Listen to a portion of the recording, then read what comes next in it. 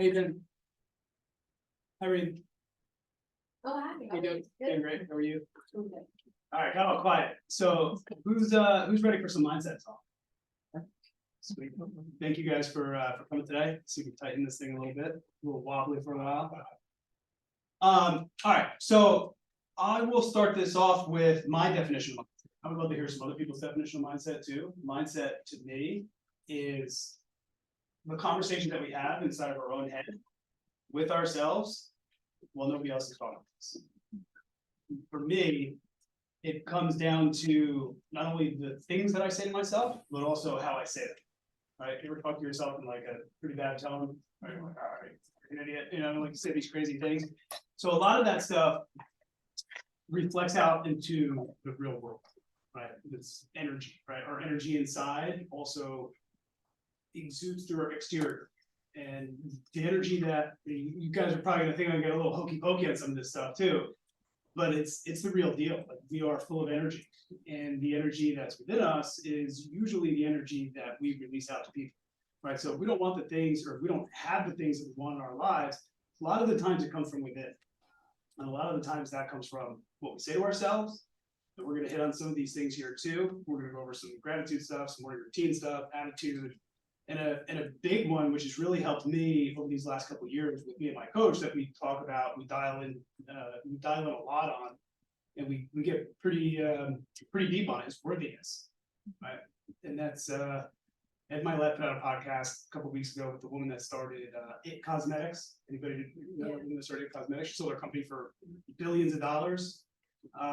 You know, and I think she sold it to L'Oreal. Right after she went years and years of people rejecting her, telling her you don't look like you're the type that we want to represent us, and all this other stuff. And here she is, now she's a billionaire. So worthiness is a huge piece of it, right? We all have to be worthy that we can receive. It is what we're looking for. So who wants to go with their definition of mindset? Love to hear it. All right. We're gonna start picking up people. I'll go. Go ahead. I'll go. So my mindset is basically always checking in. Yeah. With myself. Mhm. So because before you go to sleep, right, you're like, okay, this is what I'm going to do. This is how I'm going to attack everything, blah, blah, blah. And as soon as you wake up, you know, a lot of times I've been trying not to reach for this. Oh. And because that brings me down a rabbit hole. Yes, hard not to reach it's for so it. hard. But I've been noticing that myself, I'm like, okay, I have to do this day, and just say, you know, just check in with yourself, calm. And I have to do that like throughout the day, you know, so. Self-talk, right? Mhm. I mean, how many times have we gone to do something, we're like, all right, just do it, just do it. And like you push yourself to do it. Yeah. Like sometimes I tell myself, like I mentally grab myself behind the back and pull Yeah. myself up and make myself go. Yeah. So I'm a pretty positive person when it comes to a lot of stuff. I'm an optimist by, you know, kind of by, let's say by default, but like by nature, right? That's my natural style of being an optimist.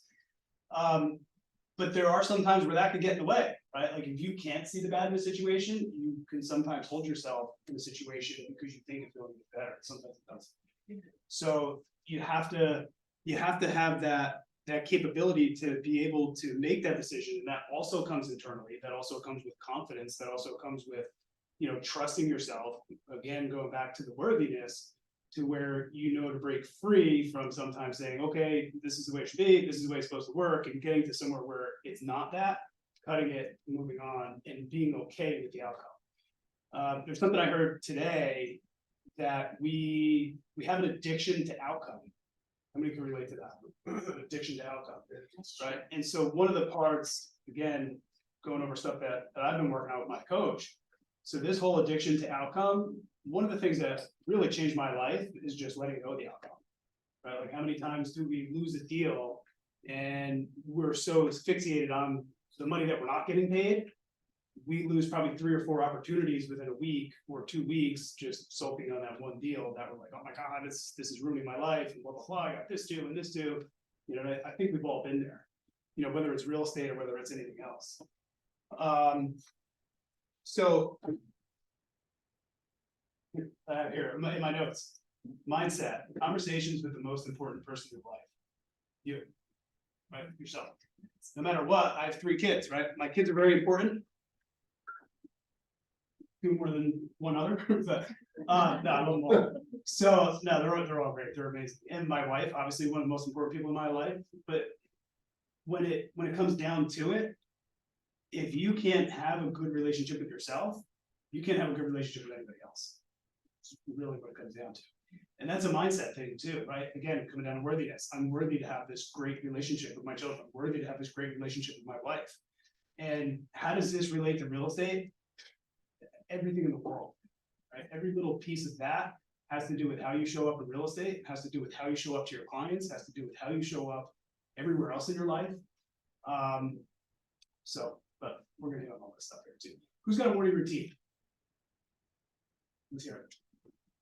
Wake up, I eat the same thing for breakfast every day. Go to the gym. Yep. I try to do real estate.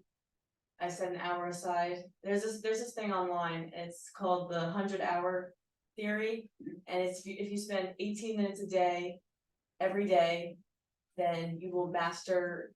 So 18 minutes of real estate every day, you will master real estate by the time you hit like 100 hours or not. Actually, I have to find this down. I'll play it because that's actually really good audio. Cool. Hold on. Is it real estate specific or? No, it's just saying anything in general. Here it is. Here, I'll play it for everybody. Yeah. 100 says that if you spend 100 hours in a year, which is 18 minutes a day, all of them, in any discipline, karate, violin, piano, whatever, if you spend 18 minutes a day, which is 100 hours a year, you'll be better than 95% of the people in that discipline. It's just the consistency of whatever you do. So I always think that's myself, and I'm like 18 minutes a day, just 18 minutes a day, focus on real estate, focus on this, things that I want to master. Do you time it? I don't time it, but I hit more than 18 minutes, especially when I'm like making the phone calls or reaching out to clients. Got it. So I just think that to myself, and it Yeah. motivates me. And I think the routine aspect of it is probably one of the most important parts too, right? Because now you're developing good habits, and we are 100% a product of our habits, right? Good or bad. So that goes in many different directions. Who else has a morning routine? Love to hear it. What's yours? I wake up, I do 20 minutes of yoga, then I hit my social media and do my posts for the morning, then I go to the gym, work out, and then I come back and get ready for whatever training is going on. Then I do my calls in the afternoon and my tasks later. Cool. Good stuff. Good stuff. How's it work for you? Good. I feel like I'm doing stuff even though I'm new and don't really have a lot going on. Right. Yeah, it's keeping that consistency, right? And I think for me, like a morning routine, it allows me to free up my brain to do other stuff. Because I know exactly what I'm gonna do every single day, right? When I wake up, from the time I wake up until about 9:30, 10 o'clock, my day is very, very repetitive. So I used to be of the mindset of routine is the enemy. Although I had a morning routine, you know, I was a big CrossFit guy for a little bit, and the whole thing is routine is the enemy. Every workout's different, right? And so that was like my mindset. But every day I did the same thing, going to the gym, same time. Like, wait a minute, I'm in a routine. So routine can be the enemy if it's not serving you, right? If it's the wrong routine, then you need to correct it. And I'm a big fan of playing to what's working for you, do more of it. If it's not working, change it. So my morning routine, I start with gratitude before I hit, and I sit before my feet hit the floor. I go through 3 things I'm grateful for. The second, my eyes open up for, you know, for real, as opposed to like, you know, waking up in 2 seconds, 3 o'clock in the morning. I wake up every day. I used to be a 5 o'clock in the morning guy. I keep shifting that down every week, every 2 weeks. I try to go less and less and less. Now at 4:38, no, 4:34. 4:34. I'm at 4:38 a couple months ago now. 4:34 in the morning, wake up. First 3 things, what am I grateful for? And it doesn't have to be super deep. It doesn't have to be, you know, some like crazy long drawn out thing. It's like, what am I grateful for? What am I grateful for? What am I grateful for? Awesome. Feet hit the floor, walk downstairs. Used to be a big coffee guy as soon as I wake up. Now, first thing I do, I chug pretty much half of this water bottle with alkaline water, this is, so you guys can probably get crazy. So chug a half a thing of that, alkaline water, I've been doing this probably 2-3 years now. Actually, probably longer with the alkaline water, but this specific way, 2-3 years, if not more. Then I make a tea. Used to be a big coffee guy. I don't want to drink coffee, I want to rely on it as soon as I wake up. I drink tea now. Ginger tea, a little bit of green tea, good. From there, I get ready, go to the gym. I visualize my day in between, right? I'll drink my tea. To your point, I try not to look at the phone for the most part. When I wake up, I do not look at the phone. When I get my tea, I go back, I do my kind of a little bit more deeper, I wouldn't call it so much meditation, but it's definitely a deeper sense of gratitude. I think about my day, think about people I love, who I want for the day. And then from there, I get ready, I go to the gym. I'm at the gym by 5:30 every day, get my workout in. So, you know, I think one of the big things for me, and I wanted to hit on 3 things, morning routine is definitely one of them. Because if you don't, there's 2 parts to the morning routine. If you don't have a morning routine, the morning has its own routine for you.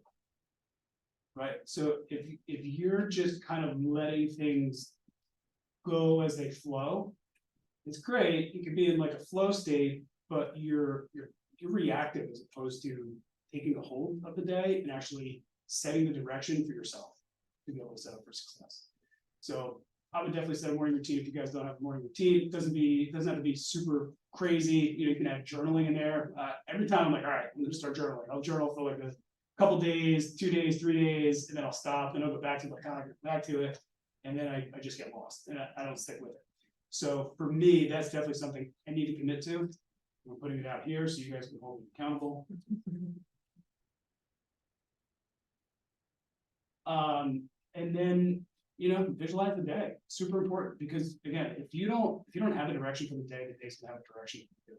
And then you become reactive at that point, and especially in this business, if you're not proactive, you're gonna go into a million different rabbit holes, you're gonna go into a million different directions. And then I think even worse than being slow, you become busy, right? And when I say busy, I don't mean busy with the good stuff.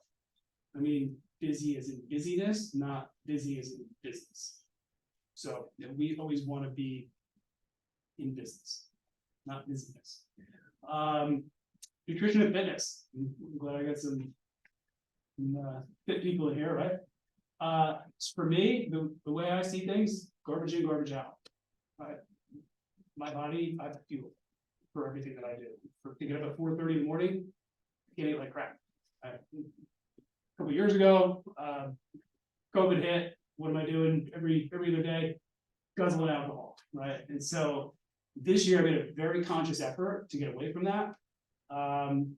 And I just tell myself, it's the weekend, you know, Saturday, Sunday, whatever. I'll just drink on Friday night, Saturday night. Next thing you know, you're drinking Sunday night. You're living for Thursday night, and then before you know it, you're like, all right, I'm drinking on the weekends 2 days a week, maybe 3 days a week, and then you chart that all out over the course of a year. You know, you're drinking Friday night, Saturday night, and like a glass of wine or 2 on Sunday. That's 3 days out of the week. Over the course of a year, that's like a third of a year that you spent drinking alcohol.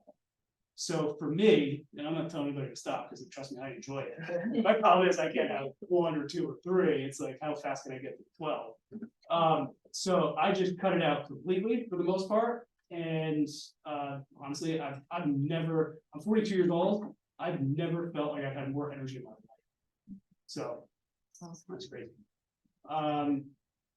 Yeah, so just keep an eye on that. You know, again, it's something that's like, you know, what if you have to fuel your body to work at optimal performance, what can you add? What can you take out? Supplements, nutrition, you know, it's there was a point in my career when I first started selling real estate, like I stopped caring about myself. Right? Because it's like, oh my God, I'm busy, I gotta do this, gotta do this. Next thing you know, you're eating McDonald's, all this crazy crap, right? Whatever you can find on the road. And you know, fitness to me at that point got like, you know, how my fitness pizza in my mouth.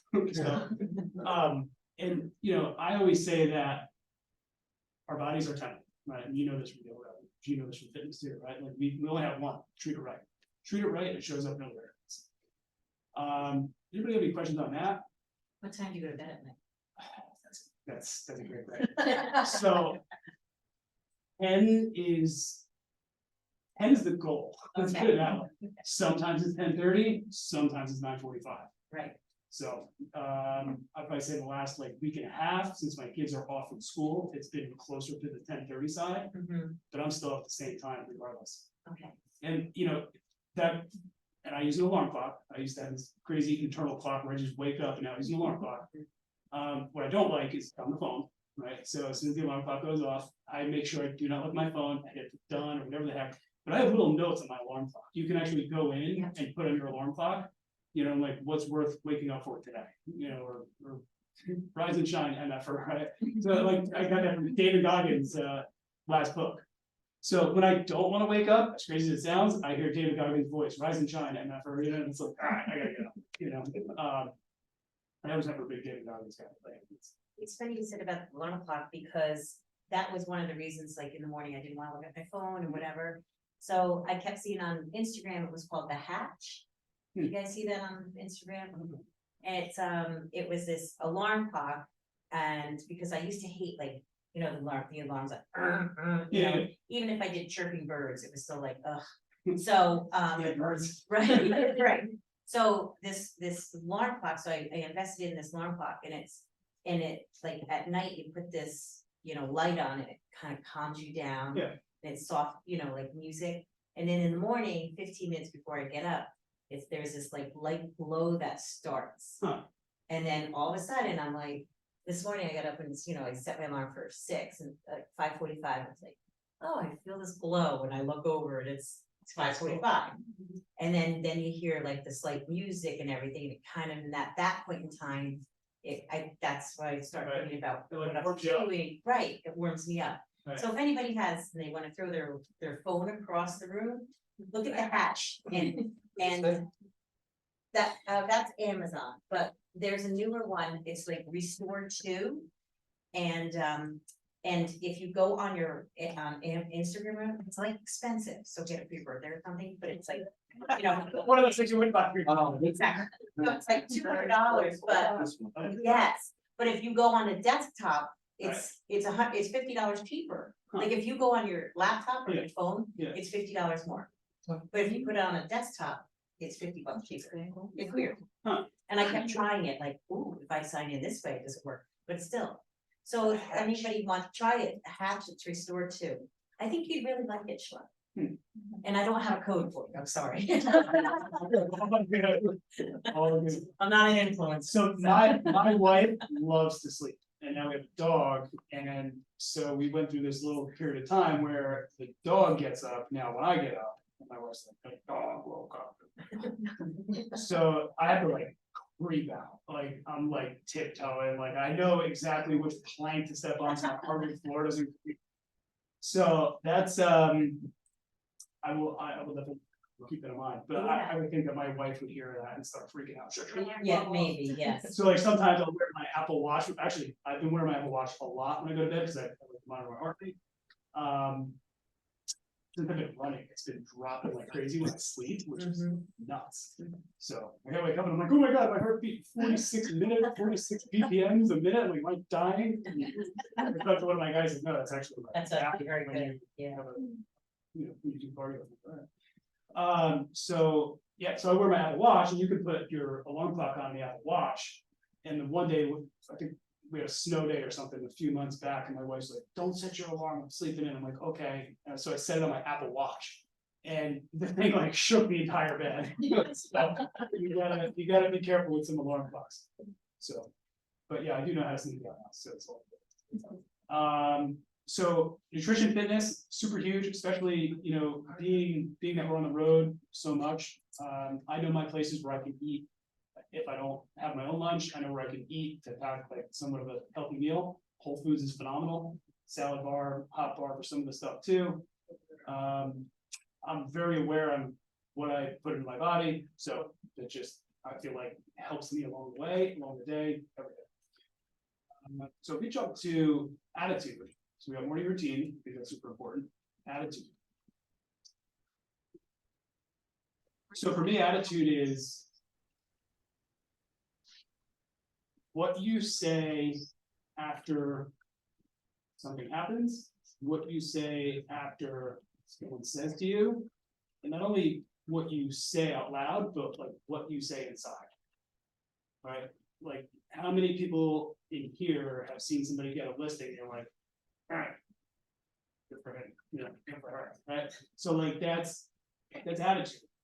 And I love seeing other people succeed. It's like one of my favorite things, right? If somebody gets a listing, I'm like super happy for them, like awesome, great. You know, and if it's a listing I was working on that somebody else got, awesome, on me, I didn't do what I was supposed to do. Right, and so, and that, to me, being able to control that, not even so much control that, but just being aware of that and knowing how that can dictate and project outwards, just something to be super aware of. Let me hear have some like negative connotations when they see people winning. Anybody?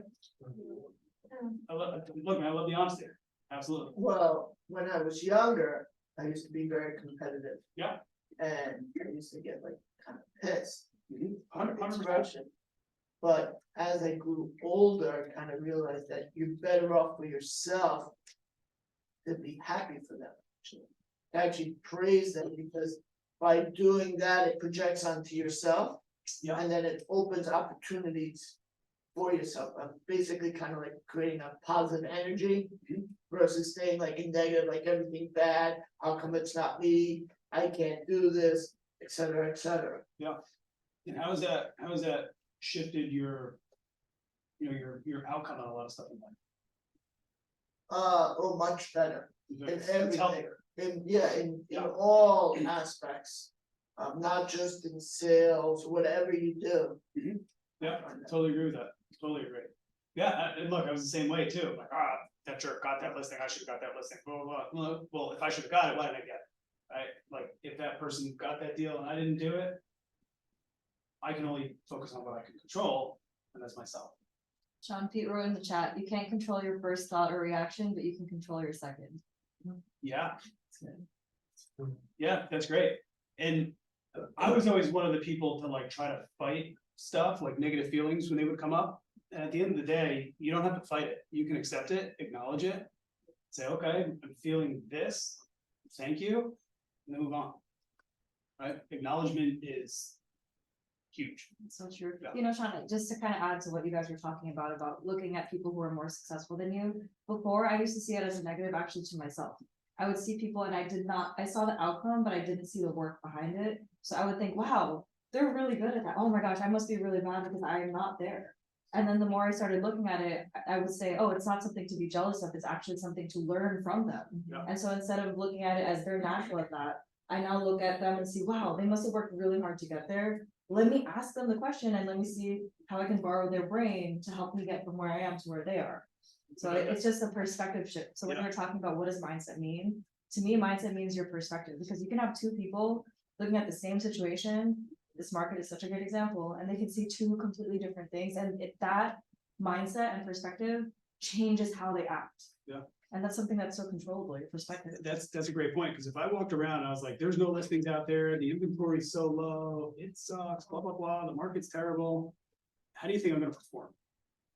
Right? Like, I walk around and there's opportunity everywhere. Like, there are people selling their houses. I have to go find them. I take that power back. I don't let it just rest within the market and I'm up to what the market does. I take that power back. Right? Because I can look at the MLS and every single day there's listings popping on the MLS. They're not me. Sometimes they are, but not every single one of them, right? But somebody's out there listing properties. There's plenty out there, right? It's abundance mindset versus scarcity. And so, yeah, so you just got to be super aware. You have to acknowledge, and that's the key. Keep you going. How you doing? Hi, good morning. Welcome. All good. All good. You're here. That's all that matters. Where'd you come from? Hoboken. Okay. All right, you're excused. You have a morning routine? I'm sorry. Do you have a morning routine? Yes, I do. I kind of bet you did. What's your morning routine? Love to hear it. I get up first in the morning and I go to the gym. Awesome. Cool. Very cool.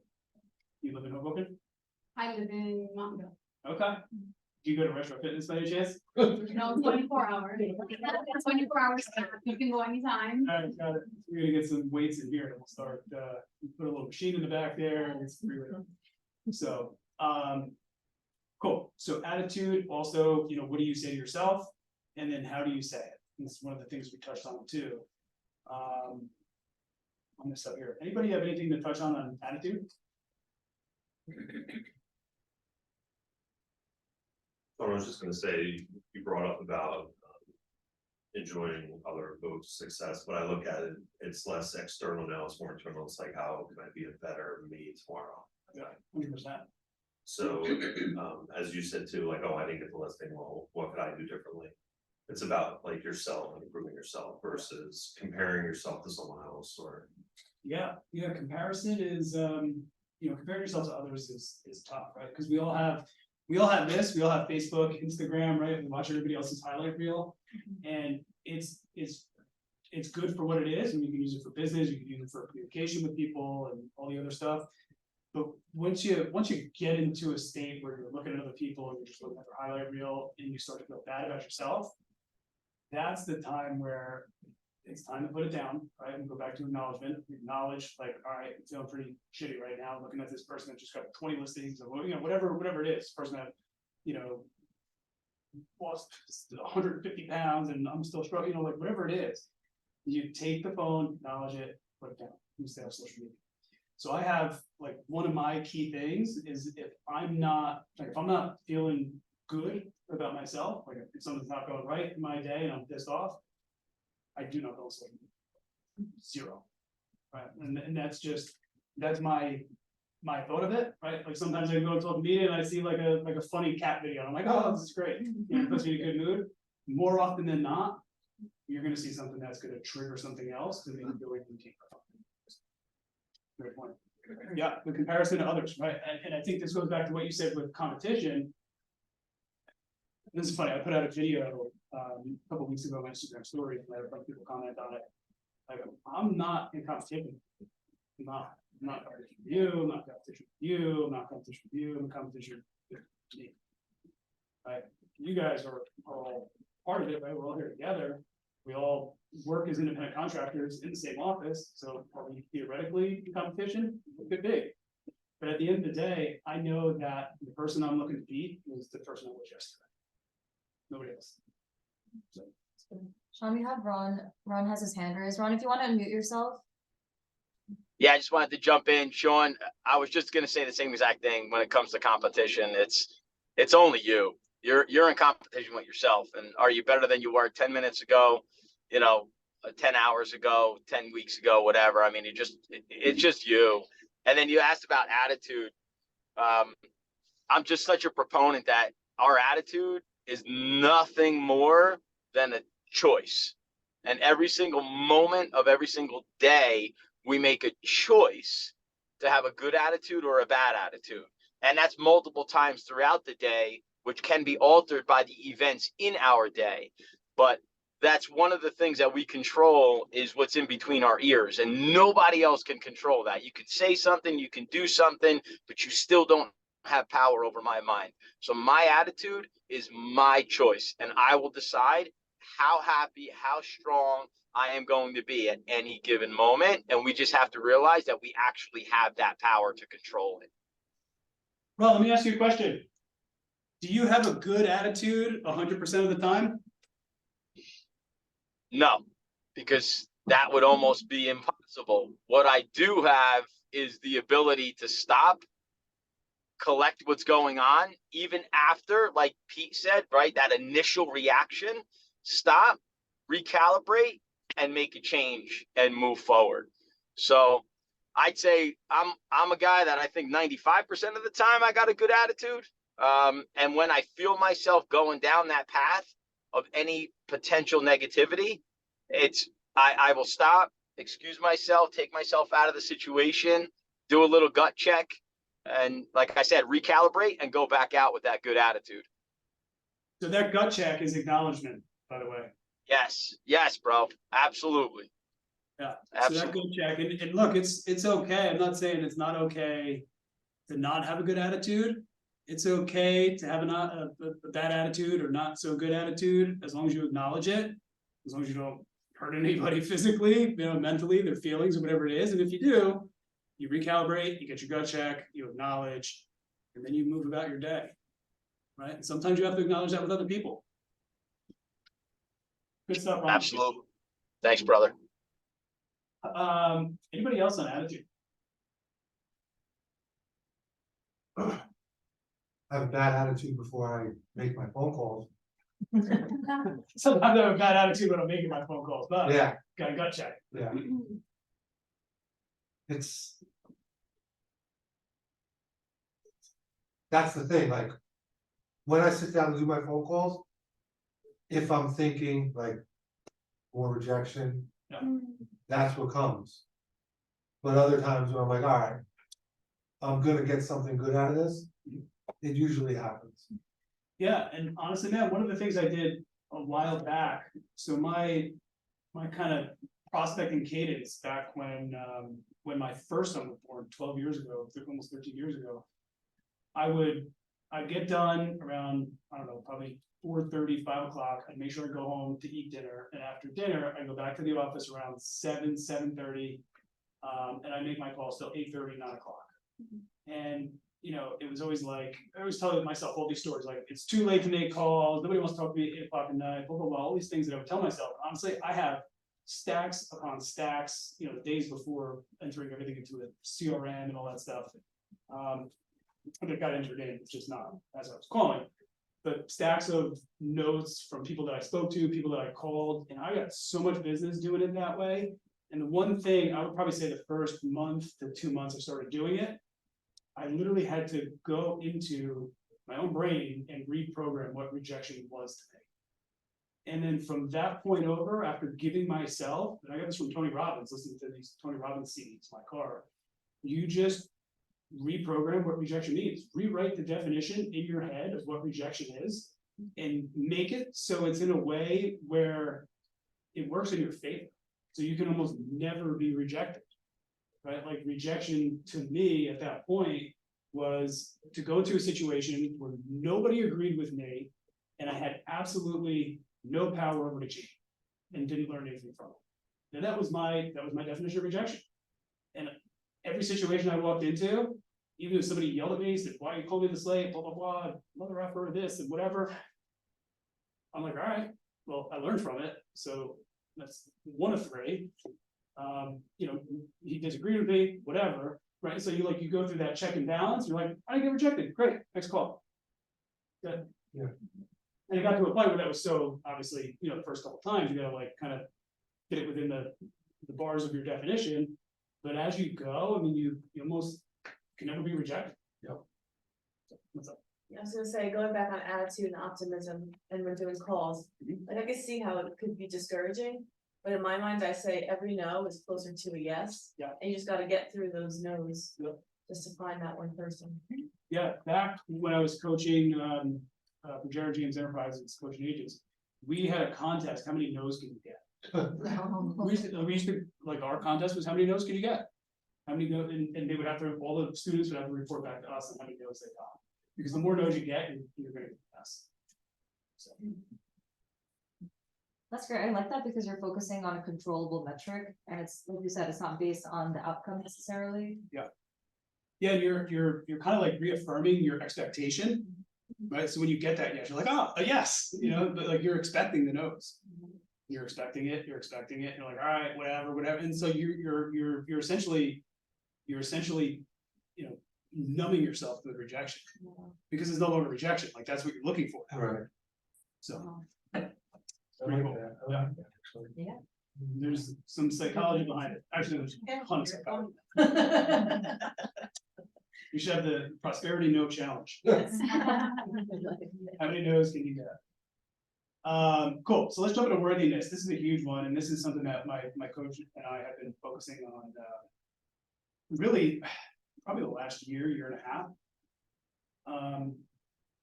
Are you worthy? Are you worthy to receive? Reword. Love it. All right. So you have to know that you're worthy to receive what you want. Because if you can't focus on that worthiness or allow yourself to receive, you're never gonna receive. And I'm gonna give you a small little silly example. You know, back in the day, every time I walked through a house, somebody would offer me a water, I wouldn't take it. Like, nah, I'm good, right? How great does it feel to give somebody something? And so when somebody offers you something and you say no, you're robbing their joy of giving them something. Right, so like you're not allowing it back.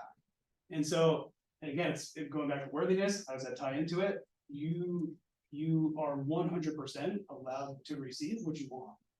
And it's a hard thing, right? Because there's a lot of stuff packed into our brains back from childhood, back from, kindergarten, 4 years old, 5 years old, 6 years old, shame, guilt, fear, anxiety, like all these things, how your teacher spoke to you when you were in kindergarten, somebody said you were never going to be enough. That all has to do with the worthiness. And this definitely takes some deep work. I love meditation. Is anybody here at I think you were at the growth committee mastermind? I was talking about the sensory deprivation tank. Were you there? Yes. So Okay, well, I haven't been in one in a while, but yeah, I mean, you want to get like super deep into meditation and really like crystallize your brain with some clear thoughts. Put yourself in a float tank for an hour and a half in complete darkness. It's pretty crazy. But yeah, so the worthiness, pre-worth, right? That all has to do with the energy too, like whatever's packed in there. I'm a huge proponent of coaching. I'm a huge proponent. Like my coach, he's a MAPS KW real estate coach on the transformational side, which is more mindset, which is more performance based. And honestly, like we talk about the energy, the internal stuff, how to unpack it, where does it come from? Like very rarely are we like, all right, well, this goes in the database, this is how you set up drip campaign, like all that stuff. That stuff comes secondary if you can't get the mindset stuff down. Right. So I had a question about that, about worthiness, just to kind of make it a little more tangible for me. Have you ever seen someone who's really talented and you see that they struggle with worthiness and it prevented them from getting where they wanted to go? 100%. What are some of the signs? Like, oh wow, this person, if they work on this, they could be better. Where do they get it from? Usually it comes from something with childhood, right? Like, did they have a parent that was like, you're never gonna be good enough? Or, there was always somebody that they were trying to please, right? That they are now have somebody else in their life that gets compared to that person in their brains. Well, like, are there things that they say that you're like, oh, okay, that's something that they struggle with? Are there signs that someone is really struggling with it? Yeah, I mean, a lot of it is how they communicate, how they talk, right? Like it's like for me, like I still struggle with some of this stuff too, right? Like I'm standing up here teaching this class, and I'm like, who am I to be able to teach this stuff, right? What's my success, right? And I feel like that's something that on one hand keeps me going, on the other hand is like a little bit of like my ceiling, and that's what I'm trying to bust through. But you hear it in like the subtleties in conversation on some of the stuff that they say, for the most part. And I'm only telling you because of, for me, like on how I, communicate. So what's an example of like a statement and like what's a response that you say? That's a great question. So trying to think back to some specific examples here. So let's go back to the example a second ago, right? Where I'm like, who am I to be teaching this class? Who am I to, talk about being successful in this, right? And successful in real estate or successful in whatever area that these people are in. And then it's the response to that is usually, where's it coming from? Right.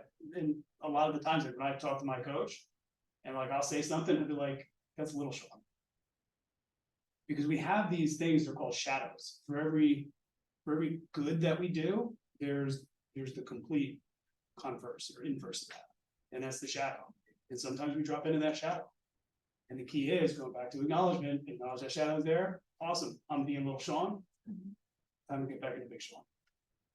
So yeah. Does anyone relate to that? Because I feel I was asking Shawn, and the reason I asked him follow-up questions about this is I want you guys to see, how successful Shawn is. And for him to say that, the fact that he's asking who am I to teach this class, I mean, that's mind-blowing, Shawn. You have a lot. Like, I'm gonna walk out of here and be like, man, I really bombed. I'm gonna walk out of here like, I was trash. So And that's that, and that 1,000,000% comes back to worthiness. It really does. That's a negative self-talk. Right, no doubt. And on the flip side of that, it's also like, all right, next time I do this, how can I be better? Like Jay said, I wrote down your quote, Jay, I didn't get that listing, but what can I do better next time? Yeah. That mindset right there. I'm sure, Yeah, and it's every time we work out the listing, right? Even if another agent gets the listing. Awesome, good for him. Middle finger, right? But great for him, awesome. How did I not get that? Like, there was a couple listings that we went on, you know, myself and someone else from my team too, we didn't get it, there was like 2 in a row, I'm like. Yeah, right, like, what do we gotta do to get this? So, if you do nothing, it's gonna happen again. If you do something, it's probably still gonna happen again, but probably less times. If you do all you possibly can, there's probably gonna happen again, maybe here and there. But you're gonna be so much better that at the point if something like that does happen, it's not gonna bother you nearly as much. Cool, so with worthiness, are you worthy? You've got energy, positive, toxic energy. Do you ever have somebody just walk into a room and like you feel the energy just plummet? So that happens a lot. That definitely happens a lot. And honestly, for me, what I do when that stuff happens, I usually I become an observer. I observe. So I let the person just kind of play it out and I observe. I try not to partake. That It's reminds very me. easy to get caught up. Oh, it is. That reminds me of what you were asking about attitude. And for me, when I think about attitude, it's not necessarily just our attitude with ourselves. It's knowing that you can't influence your environment. And I'm sure everyone in this room has had a time where someone's attitude has changed the energy in the room. And there are times where like, oh my God, please don't talk anymore. And on the other hand, if you could have a tense room and someone says something that changes the energy of the room and it almost makes us all relax. Yeah. Have you guys ever been around someone like that?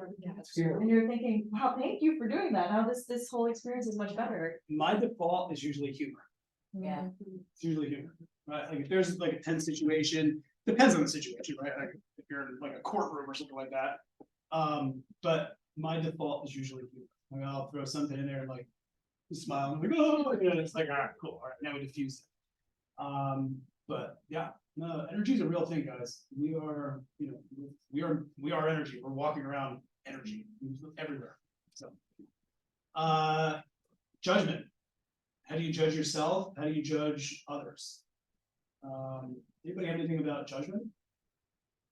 What do you got? I tend to see the positive in others, so I feel like everyone has an asset, and some people don't realize it. Yeah. Totally. Yep. Love that. To go back to what Ronnie said when he was talking about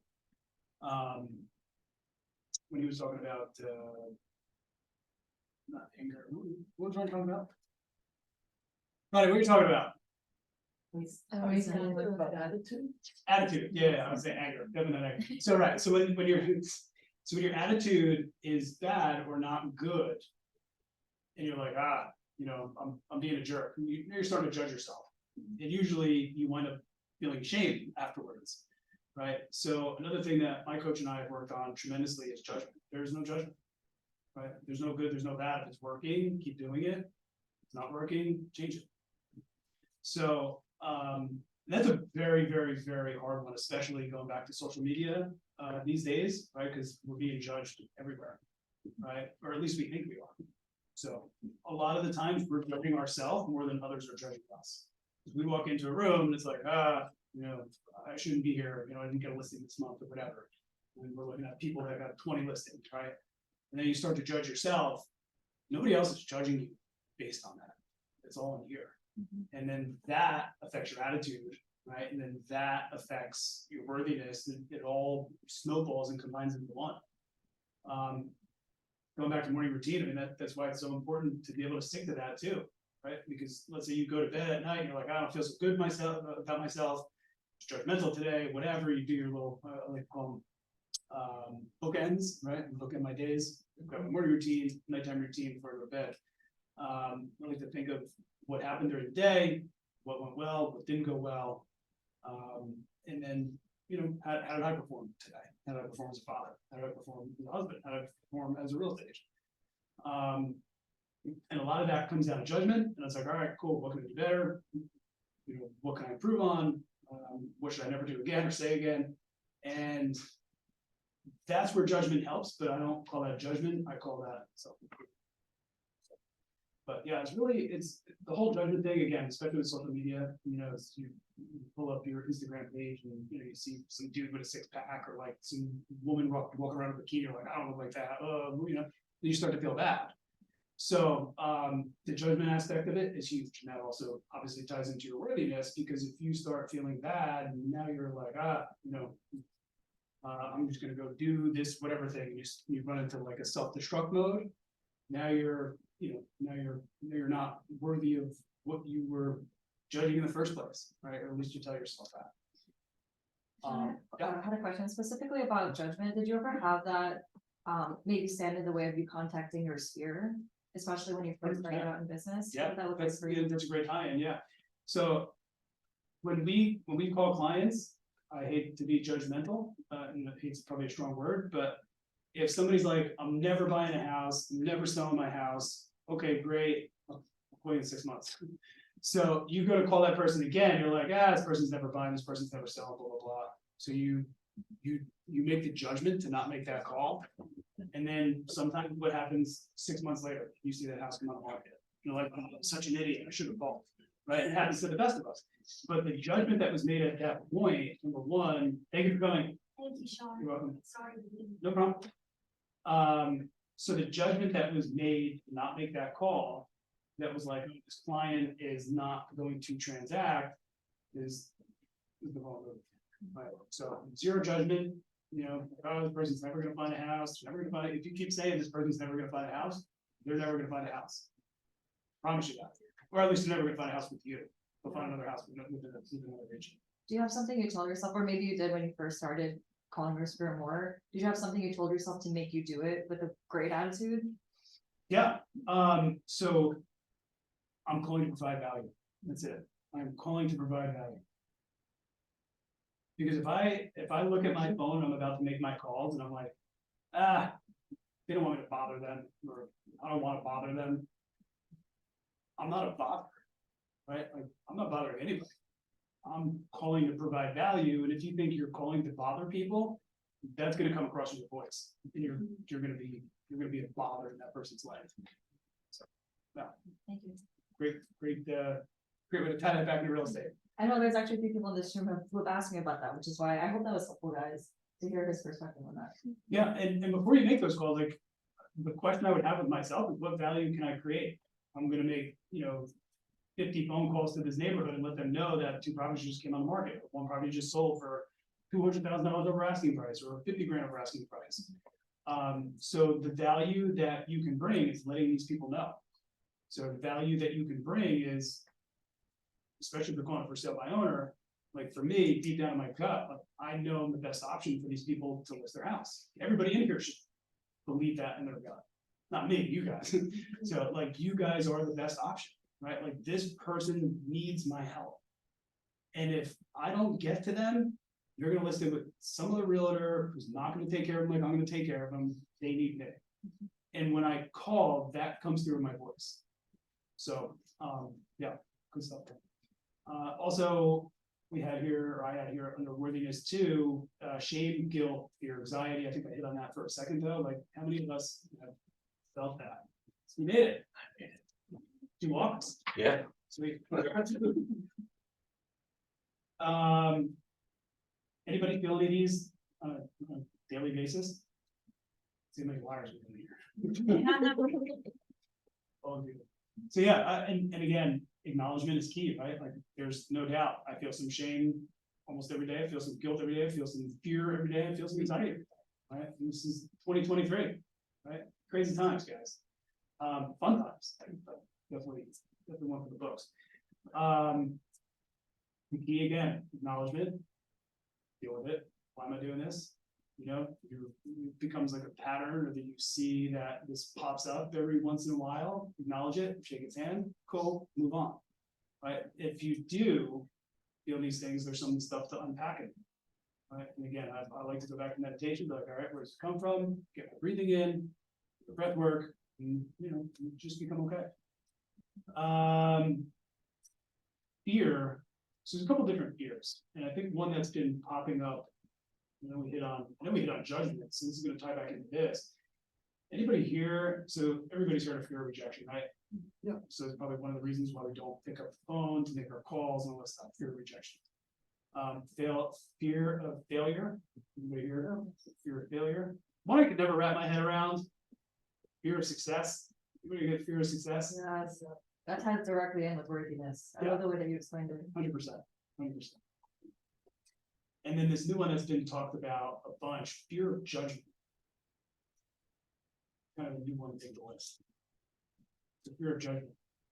And the question is fear of judgment from themselves, fear of judgment from others. Like how many times we look at the phone and we're like, all right, I'm gonna make a video today and post it on social media.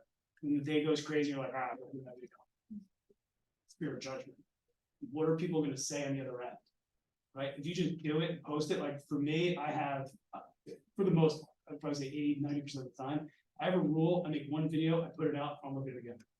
Well, no, I shouldn't say one video. When I make a video, I record it once, I put it out, I don't watch it. Because I'm gonna judge myself, I'm gonna worry about what other people think. I can just do it, I'm like, oh my God, is my hair okay? Is, you know, the good angle. The bottom line is, especially when it comes to video, because this is where a lot of the judgment comes in. The people that we see in person are the same people that we're essentially promoting to or marketing to. They know what we look like. And we look at it like, oh my God, I don't look like that. My hair's not that good. You know, it does. That's what it does look like, and that's what you look like. So just put it out there, right? Or my voice doesn't sound right. Oh, I'm gonna crack here. It's all you, right? It's all authenticity. It's all authentic and real. So the fear of judgment is definitely real. So anybody have any questions on that one? That was like profound to me when I heard that on the podcast. Man, judgment. I think what was cool is I just did a video that went out on TikTok, or when I got quite a few amount of views on TikTok when the rates went up. And somebody put in there in the comments like, oh, another scummy realtor. And my first reaction was like, oh God, that hurts. But then I was like, this is working. Like somebody think about that. Somebody actually took a minute to stop and comment on the, like, that's a win. And if you can turn your thought process into that, like, okay, wow, people, like, somebody actually stopped and noticed. And I think that that's the whole point. And it's actually 100%. Yeah, and look, if you look at all the successful people in this world, can you name any that hasn't taken any criticism on a much grander stage than a commenter on the internet? Yeah, I don't know. And it's how you handle it, it's what you do after it that keeps you going. Yeah. Well, I shouldn't say keeps you going, that determines if you're going to keep going. Yeah. You know, like a lot of people in that instance would freeze. For me, that's fuel. Yeah. So, and I thought, I was like, how can I change this message so that it does, but you're never gonna please everybody, but yeah, but. Another thing with judgment too, that if you see me walking around the tripod in the gym, I have a fitness account, and when I first started, I was like, I really wanted to do it just for me. I want to see my progress along the years of me having this account. And when I started walking around with the tripod, I'd set my phone up, I would be one of those. And when I would tell like my family, and they'd be like, are you embarrassed? Like, and in my head, I'm like, yeah, a little bit, but then at the same time, like I'm doing it for me. It's not for anybody else. And when I see people doing it, it makes me feel good because I'm like, oh my God, like, you know, we can connect on that level. Right. So I kind of just pretend nobody's looking at me because nobody's paying attention. It's for you. And you got to put everyone's judgments aside. And slowly my page is growing. So which is a plus side of it, but I'm doing it for me because I like to see, you know, months ago and then the progress now. Correct. So Right. you got to put everyone's judgments It's aside. self-improvement. Yeah. It's self-improvement. And a lot of the times, so then. And a lot of the, we're gonna fill in. Steve Miller's on. Talking about, this is a grilling class. House. Should I not look at the camera? Is the candid, Teresa, or are we looking at you? Yeah. So just ignore Teresa, guys, just ignore Yeah, it. so All right, everyone act like Shawn just said something really enlightening. I'm saying like this. Act like you said something really funny, everyone laughed. When you said enlightening, why did Melanie's face go to like utter shock? She was like. You're nice to win in acting class, just saying. And you know, to your point. The way that I see it, and 99% of the things that we react to from other people doing, it's not what the other people are doing, it's how we interpret it internally. Yeah. So same thing on the reverse, when somebody reacts to us, like I understand, it's not me, it's them. Right, like that's, they're not talking that way because of my issues, maybe their issues with me in their interpretation of it. So. I couldn't agree more, Sean, because I've done some of that as well. I feel like whenever people give me, you ever hear someone give you advice or feedback when you didn't ask for it? And you listen to it and you're like, that's so interesting. I can see how you follow that advice and that's why you live the life or you have the environment that you have because you think that way. And sometimes I just have to stop myself where I'm like, oh, well, I guess that's the advice you're following, but that's not the advice I'm looking for. And I feel like it took me a lot of time to get to the point where I'm like, okay, that's advice, but it's not the advice that will give me the result that I want. And so I'm just gonna throw it out the garbage, not throw it out the other ear. And I feel like now I always ask myself, does that person have the results in the area that they're trying to give me advice on? Imagine going to the gym, Samantha, and someone who clearly hasn't been going as consistently as you is giving you feedback. Oh, this is something you should do. And you look at them and you're like, not to be mean, but you don't have the results in that physical area that I'm looking for. So why would I take your fitness advice? And I feel like that happens a lot. And Sean, you actually taught me this in our last growth committee. How judgment, I know Pete was saying it can be external and Samantha, you had it at home. I feel like that too, you mentioned, so my boyfriend Lewis, we talk a lot about just all things business and sometimes he says things where it's really creative and it's a great idea, but I get to be around KW models and I see things from a different perspective. And Sean always told me, oh, be careful of judgment, especially when it's your significant other. You guys can swap ideas, but maybe they don't see it the way that you do. And you don't need their approval in that area to see the things the way that you see it.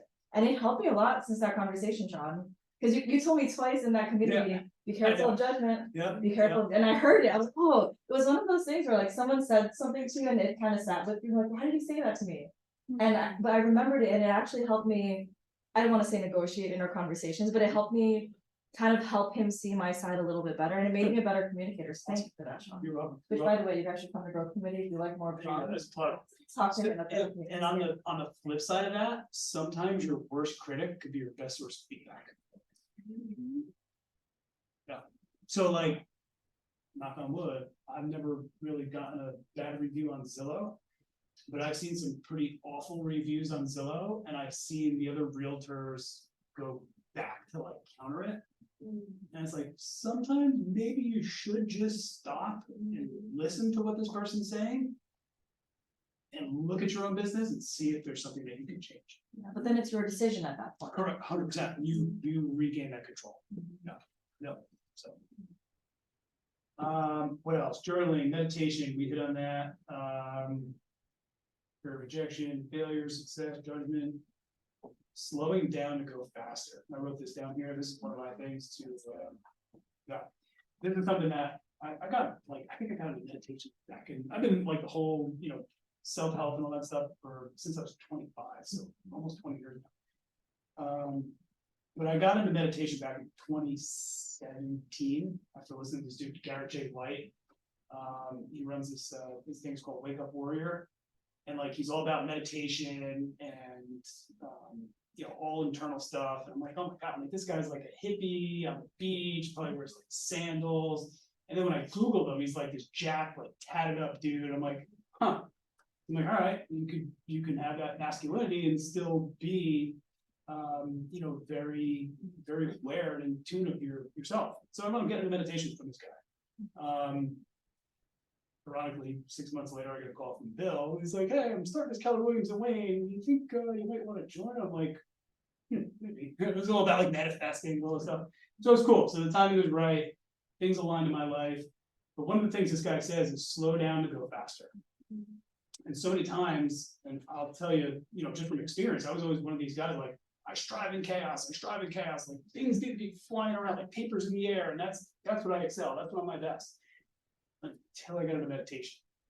And it's like, all right, when this chaos is going on around me, I allow myself to put myself in this state to where I actually be able to control my thoughts and actually, like you see the Matrix, like when like people are shooting at them, just like dodging bullets, the bullets are coming slow. Like that's almost what it feels like when you have a state of mind where no matter what comes at you, you can slow it down. And this helps, especially anybody with kids, like crazy kids. I got 2 boys that are 10 and 12, and they get nuts sometimes. But being able to slow down that experience instead of going from 0 to 100, that will allow you, whether it's real estate, whether it's family stuff, whether it's whatever, to really take control of the situation and be able to, in a way, create your own outcome or the outcome that you think should happen. So really need to control us. Anybody got anything on that? I would love to hear some ahas from the room. What did I get out of this? I think, with what you're speaking of, it's almost like taking one step at a time. Yeah. Sometimes you're trying to tackle 10 million things and you're doing a whole lot of nothing because nothing's getting accomplished. Yeah, we talked about that earlier, the addiction to outcome. That's the And take addiction. a moment to maybe prospect Right. or. Yeah.